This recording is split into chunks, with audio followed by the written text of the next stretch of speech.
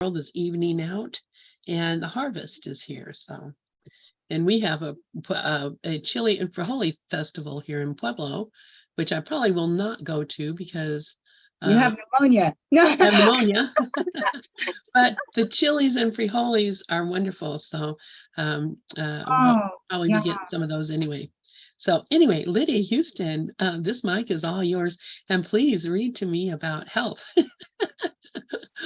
You know what? Actually, today I'm going to do something special. I am going to give a thought process for forgiving a past trauma. Ooh, I love it. All right. Well, I'm going to mute my mic and turn it over to you, Lydia Huston. My dear friend, this mic is all yours.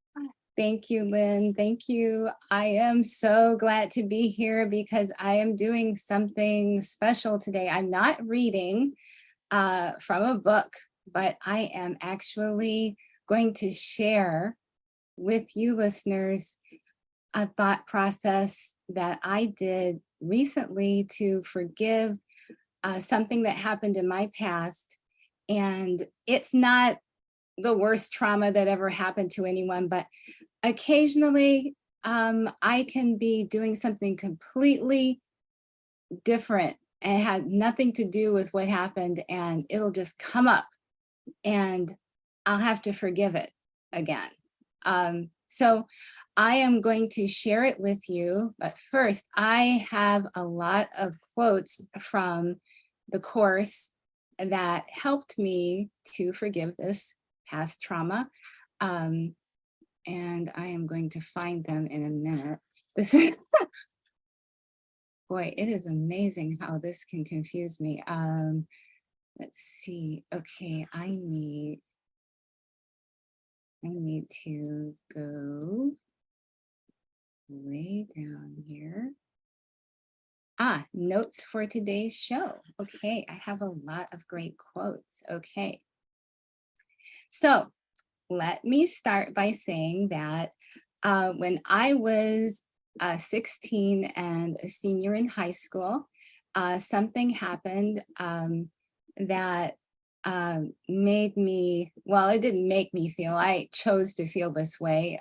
This is my thinking, that I had some feelings that arose after the situation happened, and I would like to share my thought processes at the time, which at the time I did try to forgive, but I didn't have the course then, and I didn't really know what forgiveness was or what it is. And later on, I was able to forgive it again in the true sense of the word.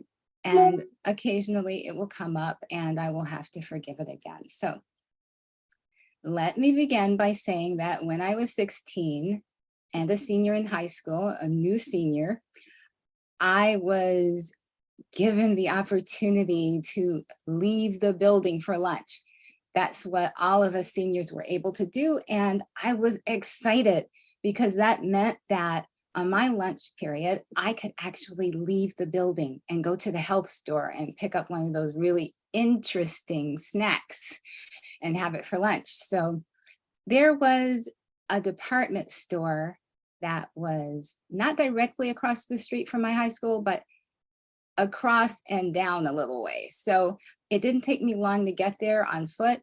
A lot of other seniors, were leaving the building, and I really didn't want to stay there if I didn't have to, but I had to be quick about it. So I would leave just when my 4th hour period ended, and I would go to this department store that had a little health food section that I could pick up something really interesting for lunch. So I went there, and I remember I was waiting in line, and a woman came in with her 3 children.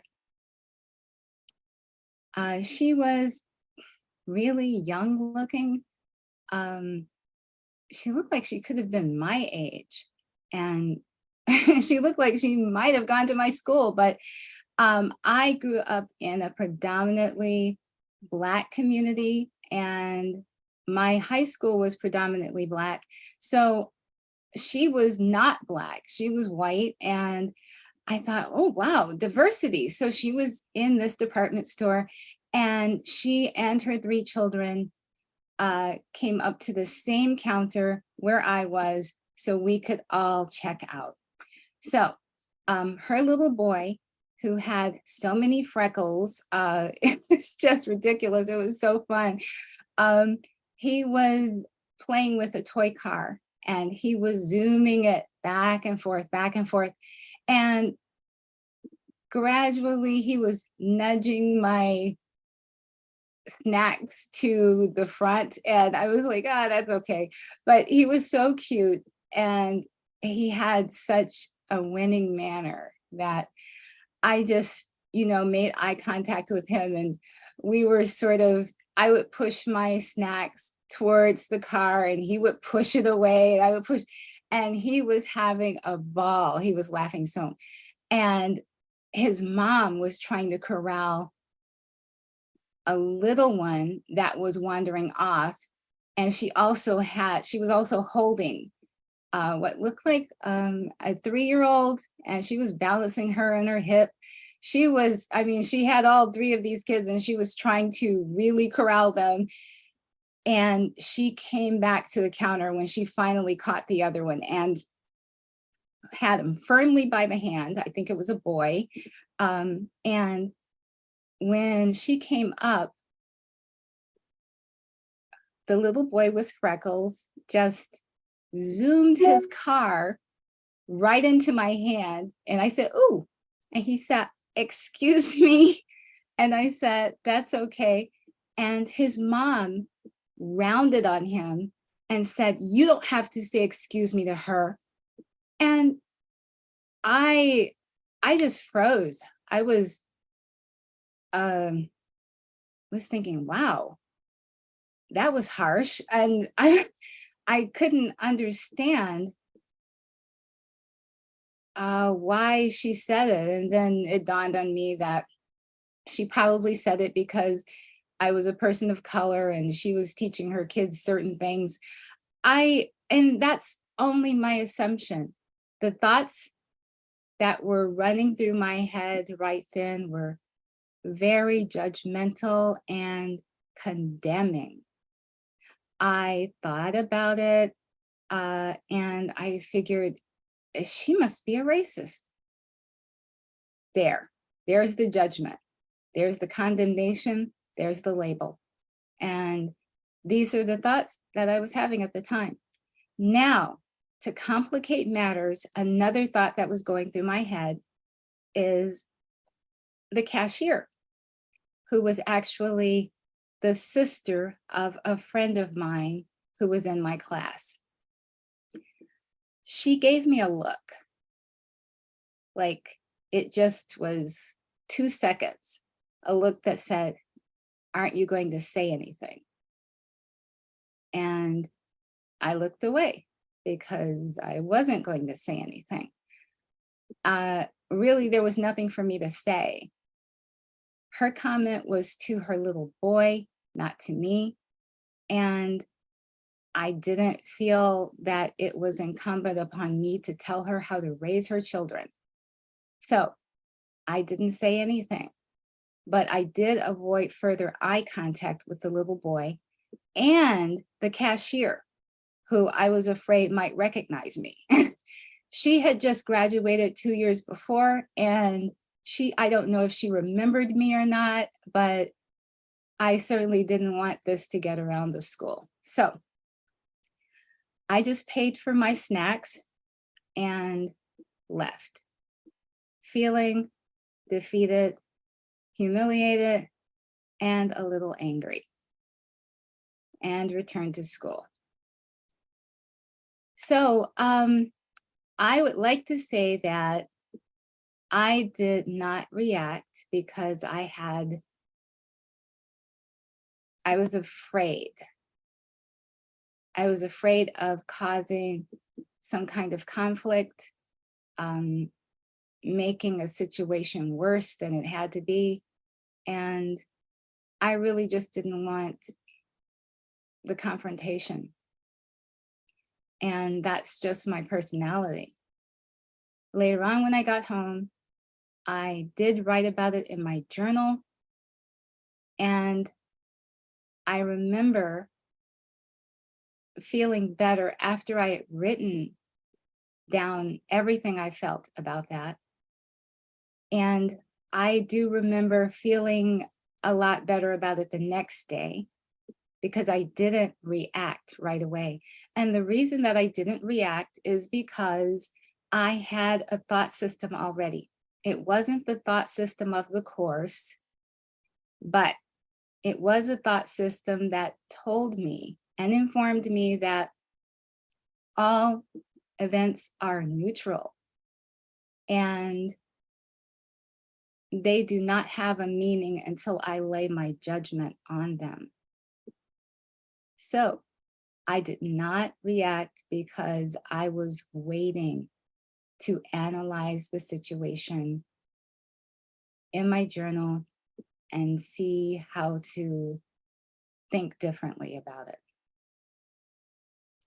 But years later, it kept cropping up.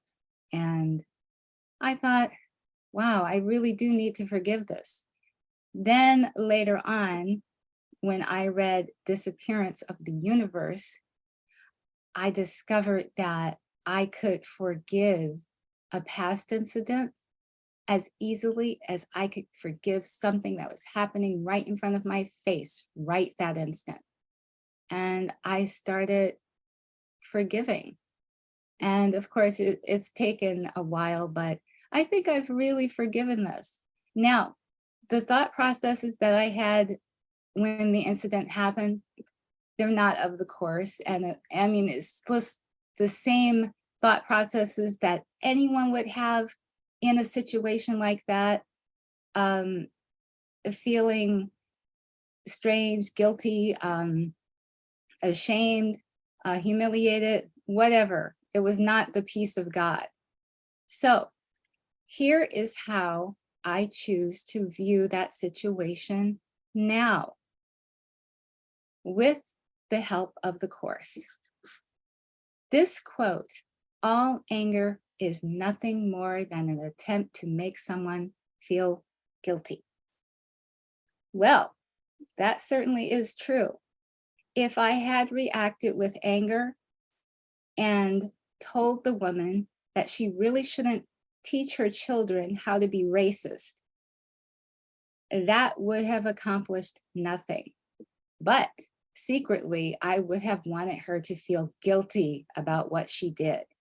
So if all anger is nothing more than an attempt to make someone feel guilty, anger is never justified. And the course says that somewhere else, but I didn't choose that quote today.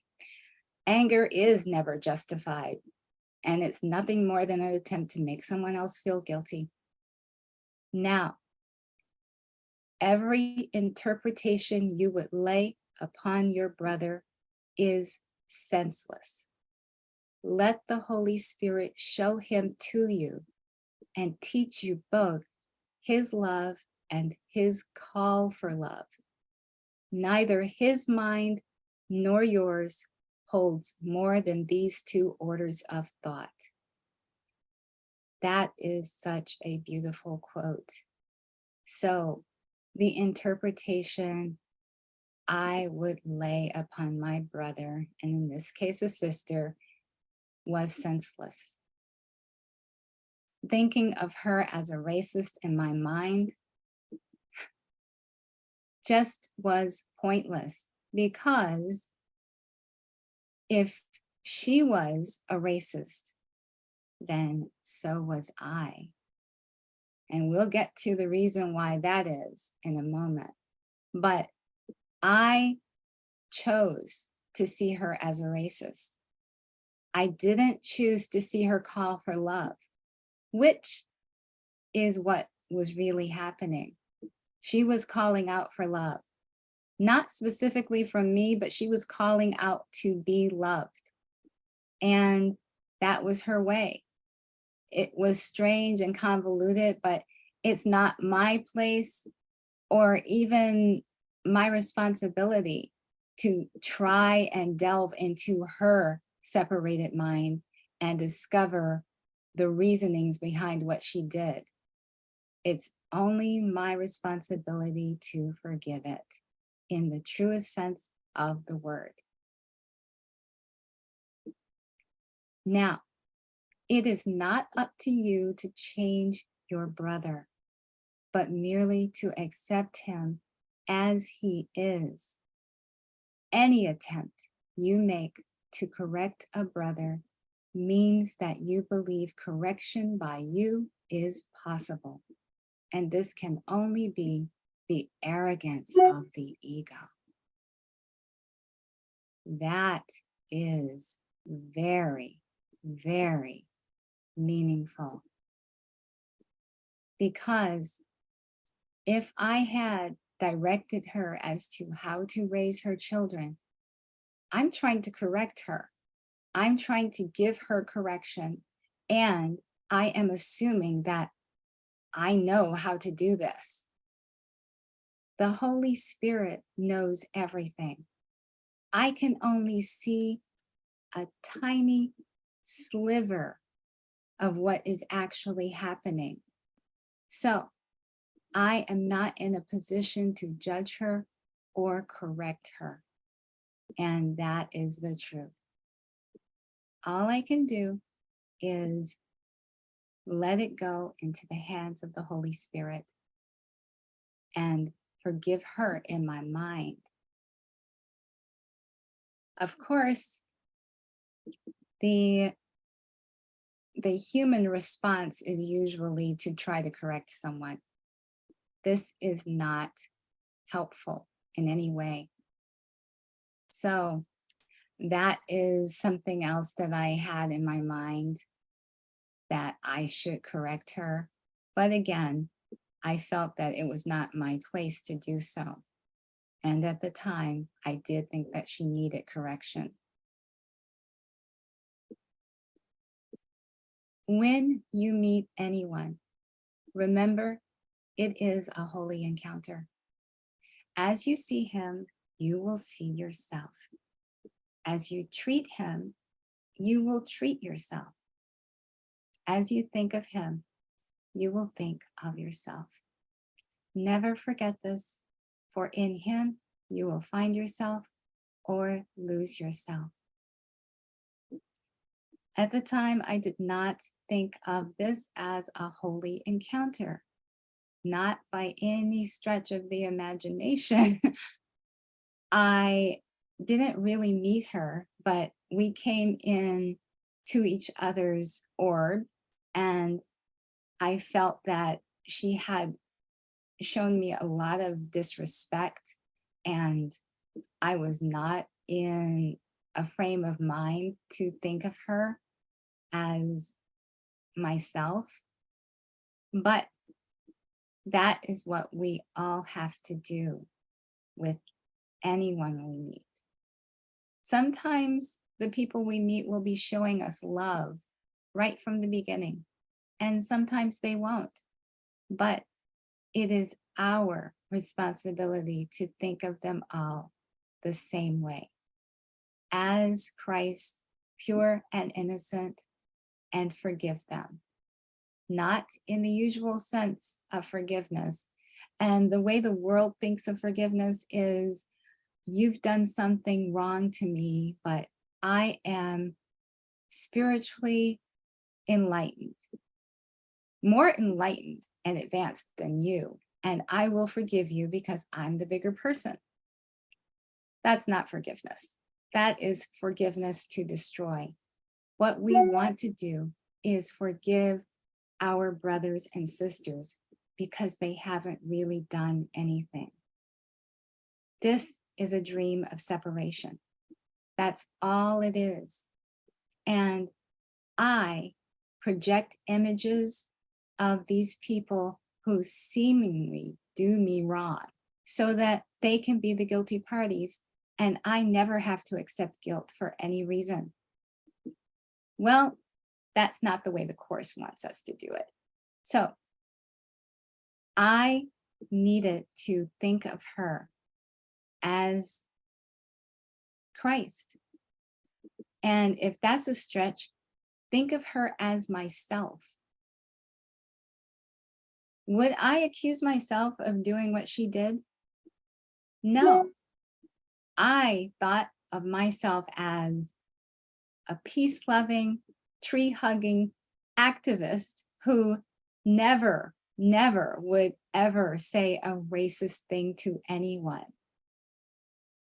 But my judgment of her was initially racist by thinking of her as a racist.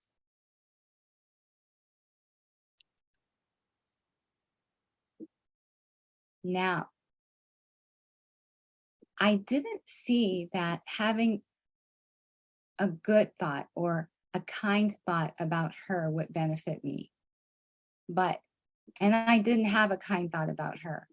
When I left the store, I just thought, oh gosh, what a thing to encounter a racist in this neighborhood. But initially, I thought when I first saw her and her children, I thought, wow, diversity, this is so cool. I had no idea what would follow, but those kind thoughts about her and her children completely left my mind. And I didn't have those kind thoughts the rest of the day. So this quote from the Course, "You are being blessed by every beneficent thought of any of your brothers anywhere." When you think kind thoughts, generous thoughts about others, you benefit yourself. And that is one of the laws of the Course. You benefit yourself when you think kindly of others. And that's all you have to do. You don't have to tell people you're forgiving them or tell them that you're thinking of them as Christ. Do it in your mind. It all happens in your mind. So what you want to do is have these beneficial thoughts in your mind. And because all minds are joined, the person will feel it. Maybe not in the second, not in the moment, but they will feel it. Just be certain that the Holy Spirit will hold your forgiveness in their mind until they are ready to accept it. You don't have to do anything. It's all the Holy Spirit's job.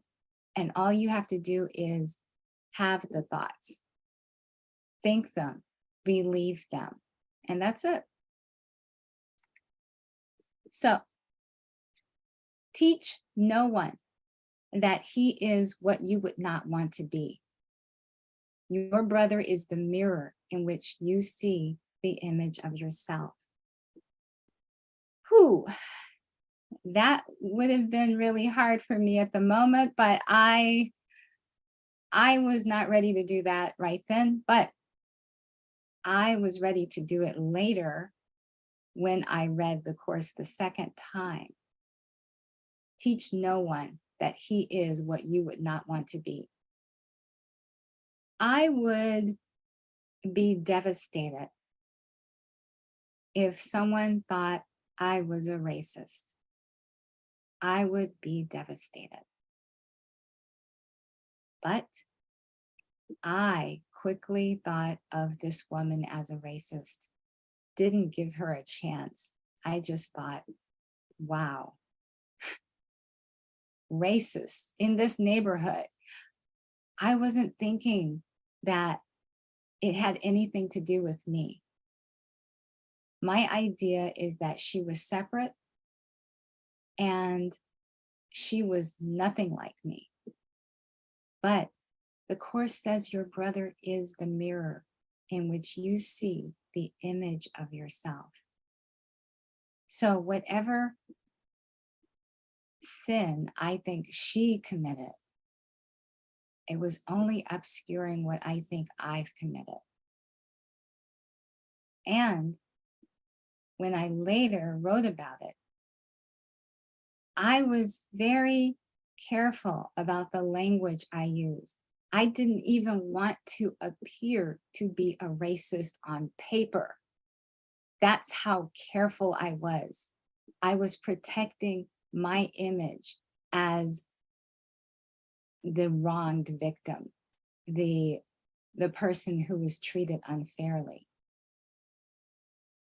So I sought to make her the guilty party. And I know in the course of normal human relationships, anyone who is not a student of the course would think she was the guilty party. But again, if you see her as you see yourself, that could not be true, because you would never accuse yourself of being what you accused her of being. And that was a lot to handle the first time I read the course, but gradually it became clearer to me that the truth of it was apparent in all my relationships and all my interactions.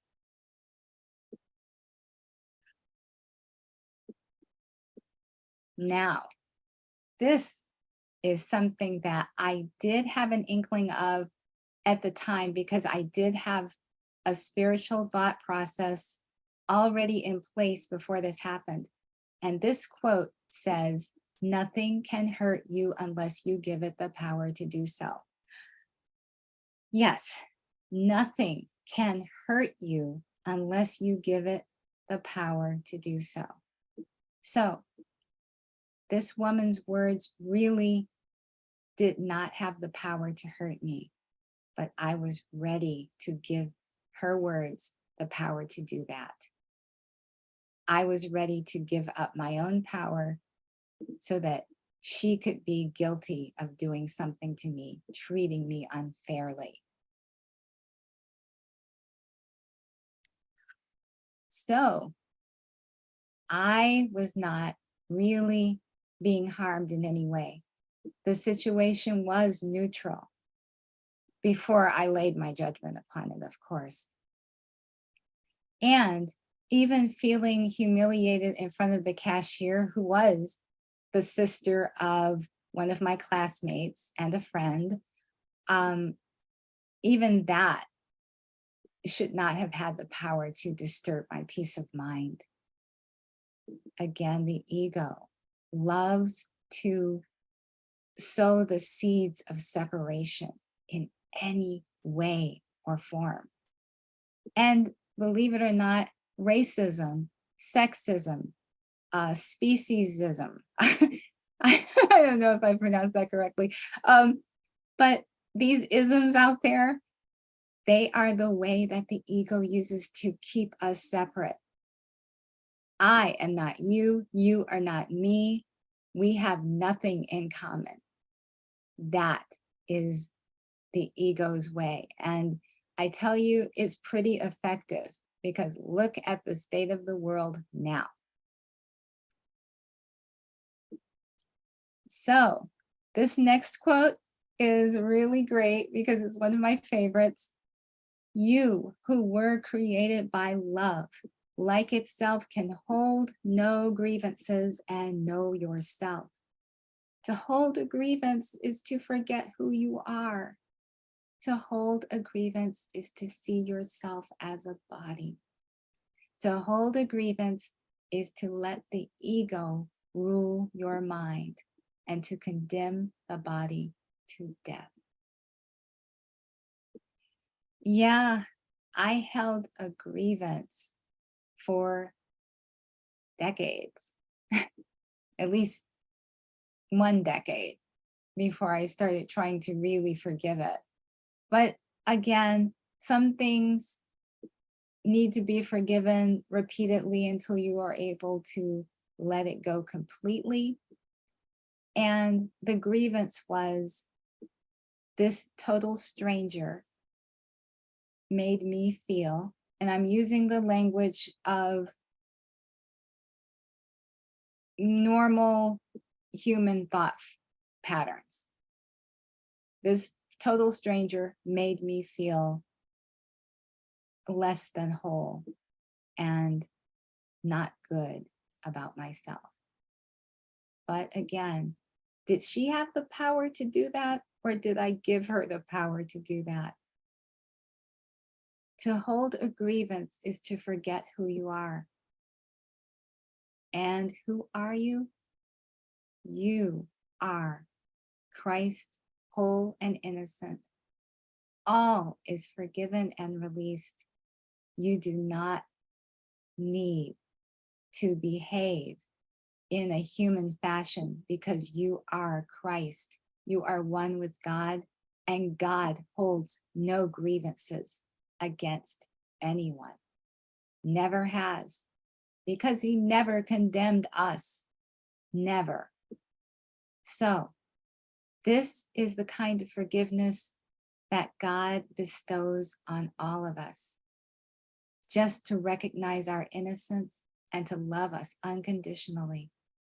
And by extending that kind of forgiveness to our brothers, we hold it in our minds for ourselves, and we remember who we are.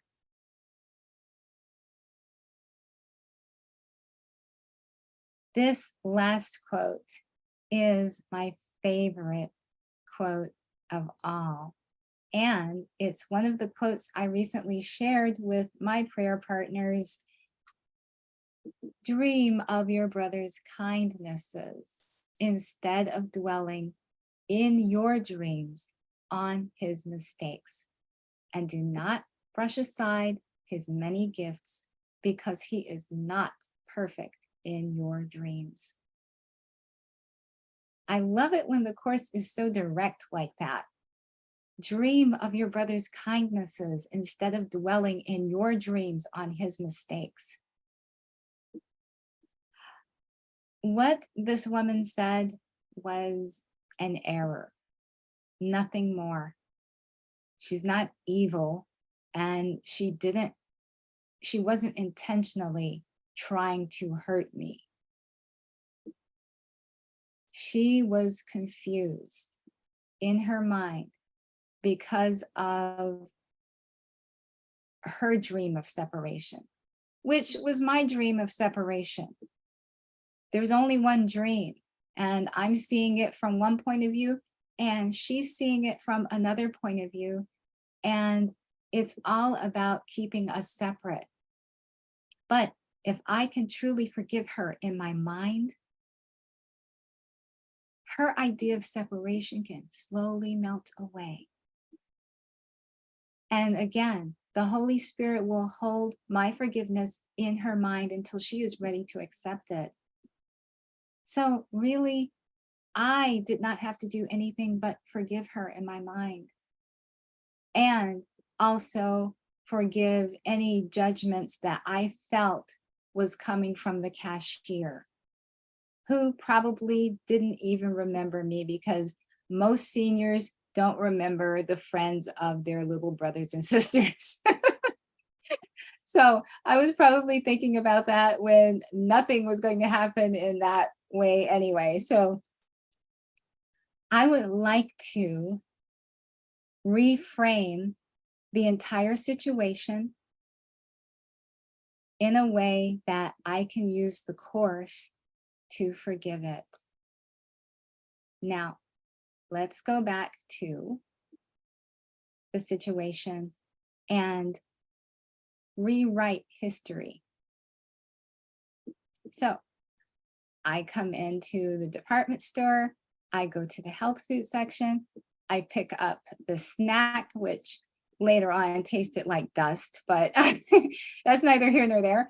I take my snack to the cash register, and I find the little boy. He's adorable. He and I are going back and forth. He's racing his car into my bag of, I don't know, was it granola? Anyway, he races his car into my bag of granola. I push the bag towards the car. He races it back. We go back and forth. He's giggling, I'm giggling. And then his mom makes her comment. And instantly, I think, there is a brother who is calling out for love. And what should be my response if someone is calling out for love? The response should always be love. Of course, nothing needs to be said. I can just think she's calling out for love. And of course, nothing has happened. She made a comment. I needn't react because this is a dream of separation and I do not need to buy into it.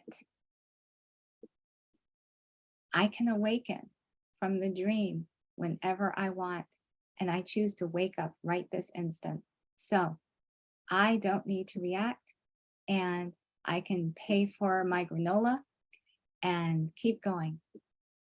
So I do not need to avoid eye contact with anyone. The little boy seems to be taken aback because his mom used a harsh tone with him, and I could tell he was feeling a little put upon.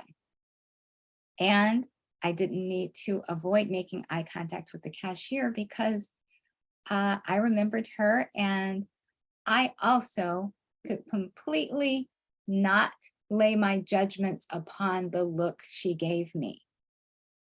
I didn't need to insinuate that she was thinking something that she may not have been thinking. All I could do is look at her, and I even made a comment. I like your hairstyle. It's really cute. She had braids. It was really adorable. And then I would leave. But before I left, I would stop in the parking lot, open my bag of granola, and take my first bite. Meanwhile, the woman and her 3 children were coming out into the parking lot and going to their car. And let's say it was like a van. And let's say that she was helping her little boy into the car. And she was putting her little girl, the one she had by the hand, and it might have been a little boy, I'm not sure. She put him in the car very, very lovingly, gave him a kiss on his forehead, and strapped him in. Then the little girl, who was balanced very, very well on her hip, she puts her into the car, gives her a big hug and kiss, and straps her in. And then her little boy, the one with the car and the insane amount of freckles, she helps him in the car. She says something that I can't hear, and he nods, and he gives her a big kiss and a hug. And I can see she really is a good mother. She's just a little confused at times, like we all are. And I can feel love for her and all her children as she gets in the car or a van and drives away. And that is how I choose to see that situation. And that is how I will see it forever. I love that woman for the gift she gave me, the chance to wake up from the dream. So that is how I choose to reframe the situation. And I hope that this thought process was beneficial, and I hope that it will help others heal past traumas or just any situation in which you didn't feel peaceful. This situation, in my opinion, was not the worst trauma that can ever happen to someone, but it did make me feel unsafe in certain situations in which I should have felt completely at ease.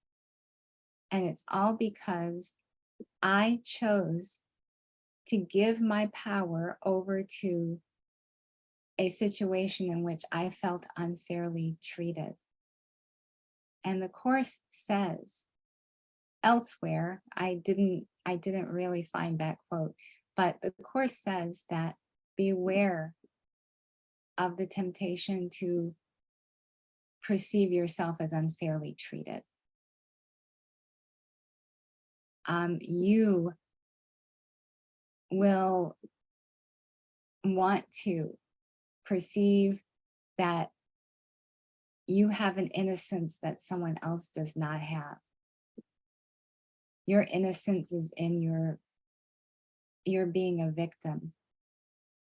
And the course is telling us there are no victims. We are all dreaming a dream of separation and nothing more.